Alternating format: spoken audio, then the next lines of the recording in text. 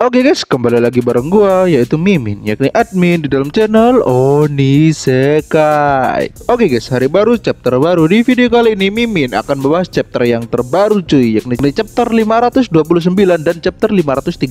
Bayangin guys, tiba-tiba aja keluar dua chapter sekaligus. Bang agak lain ya PTJ ini cuy. Oke guys, karena dua chapter ya kan, Mimin gabungkan saja jadi satu video. Dan teori serta poinnya juga Mimin gabungkan guys, karena saat Mimin baca chapter 529 itu lumayan pendek ya, dan juga kurang poin-poin yang menarik cuy. Kita hanya diperlihatkan sedikit yang menarik di chapter 529 ya. Karena yang menarik kita diperlihatkan di chapter 530, di mana kita diperlihatkan sosok Raja Busan guys. Oke, gak usah banyak basa-basi lagi, kita langsung saja ke poin yang pertama. Let's go. Oke guys, poin yang pertama.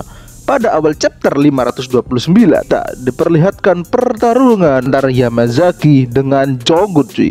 Di sini Jonggun benar-benar menghancurkan Yamazaki. Yang kroco ya. Karena kroco di Yamazaki memang gak setara dengan Jonggun. Panel ini kita diperlihatkan kekuatan Jonggun yang sesungguhnya guys, karena dia bisa menanamkan rasa takut kepada Yamazaki. Yang kroco ya. Namun saat Jonggun berhadapan dengan Shintaro, itu adalah hal yang berbeda, karena Shintaro bisa menahan pukulan Jonggun dengan mudah, bahkan tanpa effort sekalipun cuy. Nggak hanya itu, di panel ini kita diperlihatkan putri kecil PTJ dihajar habis-habisan oleh Shintaro cuy.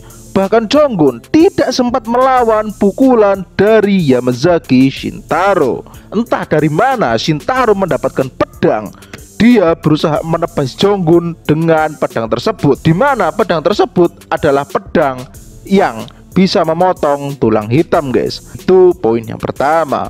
Oke, next poin yang kedua. Oke guys, kalian kira Jonggun tertebas dari situ? Ya enggak lah, karena plot armor Jonggun kan tebel cuy. Tahu dari mana? Dengan kecepatan yang sangat tinggi, Park Somi bisa menghadang tebasan tersebut, sehingga tebasan tersebut bisa mengenai dirinya cuy, dan tidak mengenai Jonggun. Coba guys, kalian tebak ya kan, berapa kecepatannya Park Somi? Apakah dia lebih cepat dari Jonggun? Tentu iya, karena Jonggun tidak bisa menghindari serangan tersebut. Sedangkan Park Somi bisa masuk di antara Jonggun dan Shintaro, sehingga dia bisa menghalangi tebasan Shintaro guys. Apakah sebenarnya puncak Yamazaki adalah Park Somi?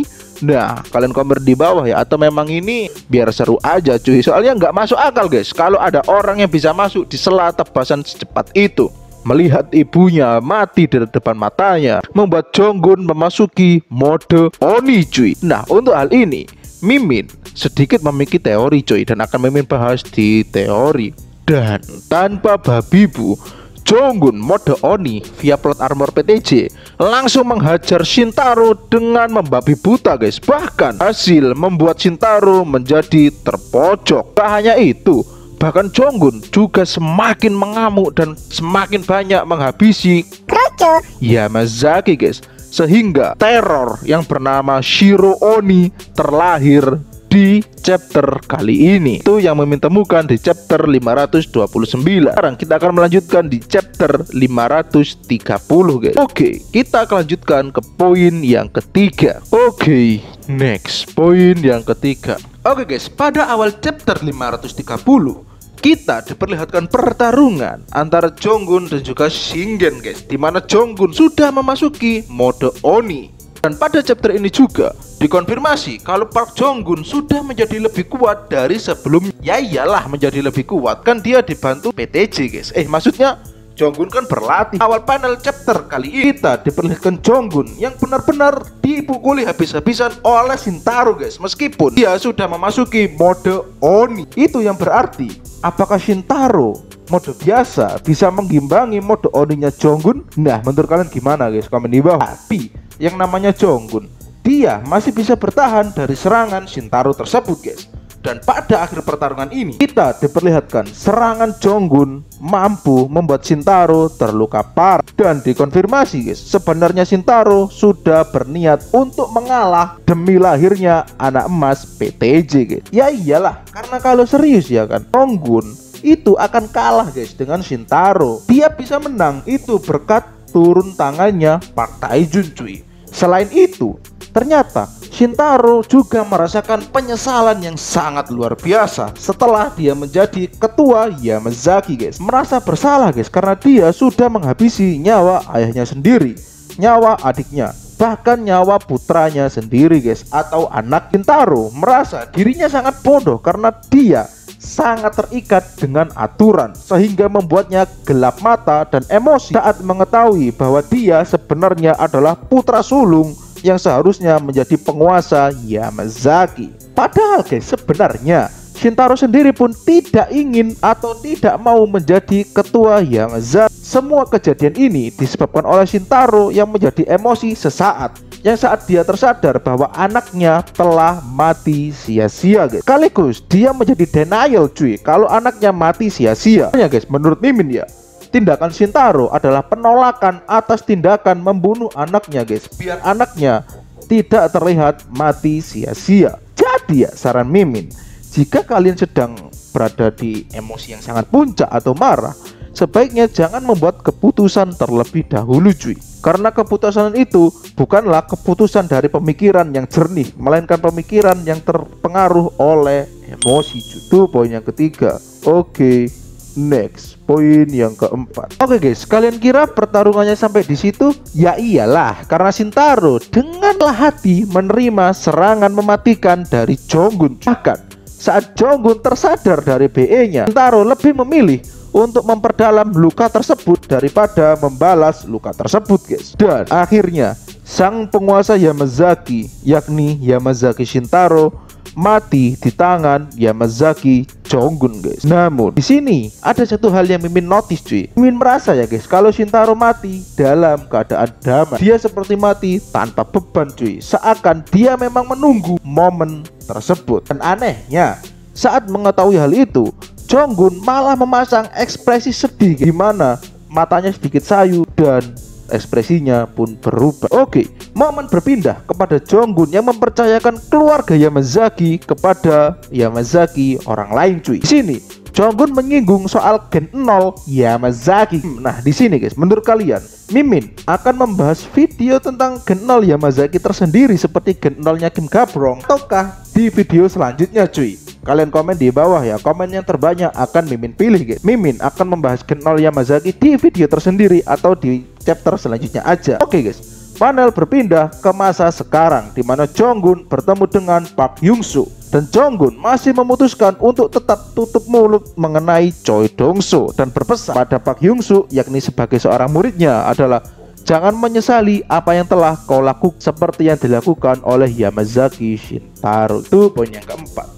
Oke, next, poin yang kelima, sekaligus poin yang terakhir. Oke, guys, panel diperlihatkan saat Jonggun masuk penjara dan ada orang yang keluar dari penjara. Dia adalah orang yang berbadan kekar dan juga besar, dan dikonfirmasi orang itu tidak lain dan tidak bukan adalah Raja Busan, guys. Sekaligus salah satu orang yang tidak hadir dalam hari mengenang kematian Seongji dan juga Kwak Ji-chang. Di sini, guys, kita akan memasuki arc baru di mana kita diperlihatkan dua karakter baru. Apakah dia adalah seorang muridnya Kim Gabrong? Nah, untuk ini akan Mimin bahas di teori. Jadi, guys, itu tadi 5 poin yang dapat Mimin temukan. Sekarang kita akan beralih ke teorinya, guys. Let's go. Oke, guys, teori yang pertama adalah teori mengenai mode Oninya Jonggun. Oke, guys, meskipun selama ini kita seperti diperlihatkan kalau Jonggun tidak peduli dengan Shingen atau Park So-mi sebagai ibunya, namun di chapter ini Mimin semakin yakin sebenarnya Jonggun masih memiliki perasaan sebagai manusia, guys. Buktinya apa? Buktinya Jonggun saat melihat ibunya mati ditebas di depannya, dia langsung menghilang kendali atas BE-nya, guys. Itu kemungkinan ada dua pemicu. Yang pertama, yang pasti adalah kemarahan yang sangat besar pada Shintaro saat melihat ibunya dihabisi di depan matanya sendiri, guys.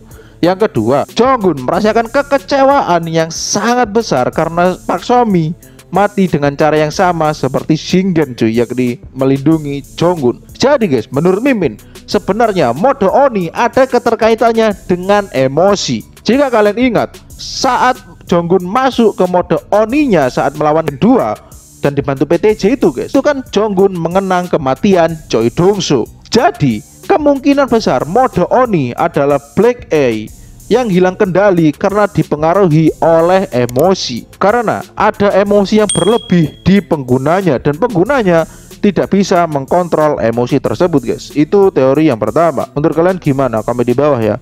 Oke, next. Teori yang kedua sekaligus teori yang terakhir, yakni yang akan terjadi ke depan. Oke guys, di chapter ke depan kita kan diperlihatkan adanya Raja Busan. Dan di chapter sebelumnya kita kan dikonfirmasi kalau Gabrong memiliki murid di Busan, cuy. Jadi kemungkinan besar orang ini adalah Raja Busan sekaligus muridnya Kim Gabrong, guys. Karena dia memiliki aura seperti Kim Gabrong, yakni pria yang diikuti banyak pria lain. Namun ada satu hal yang Mimin penasaran, guys. Mana dia saat hari kematian Kim Gabrong, cuy? Jika orang ini memang muridnya Kim Gabrong, paling tidak dia harusnya memiliki dendam kepada Lee Ji-hoon dan rasa amarah karena gurunya telah dihabisi, guys. Atau paling enggak dia datang saat hari kematian gurunya. Tapi guys, kita juga belum dikonfirmasi, guys, sebenarnya apakah dia memang datang saat kematian Kim Gabrong atau tidak. Tapi paling enggak, cuy, anggota badannya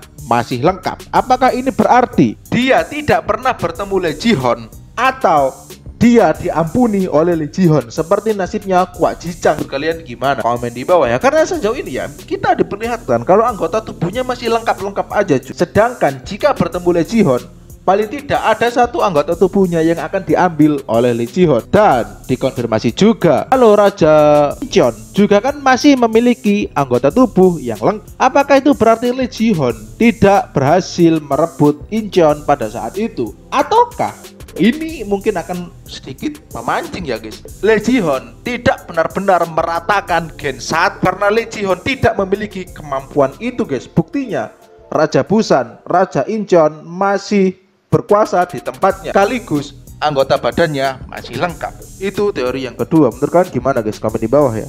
Oke guys, itu tadi 5 poin dan 2 teori yang dapat Mimin temukan di dalam Mekism chapter 529 dan 530. Jadi ini PTJ banyak banget. Oke guys, jika ada kurang lebihnya Mimin mohon maaf yang sebesar-besarnya dan bisa kalian tambahkan di kolom komentar. Oke guys, jika kalian suka dengan video ini boleh kalian like dan share ke teman-teman kalian. Jika kalian suka dengan channel ini boleh kalian share dan ya seperti itu aja, guys. Oke guys, mari kita teorikan bersama. Jonggun tanpa PTJ hanyalah emas-emas biasa. Oke guys, see you in the next video. Bye bye bro.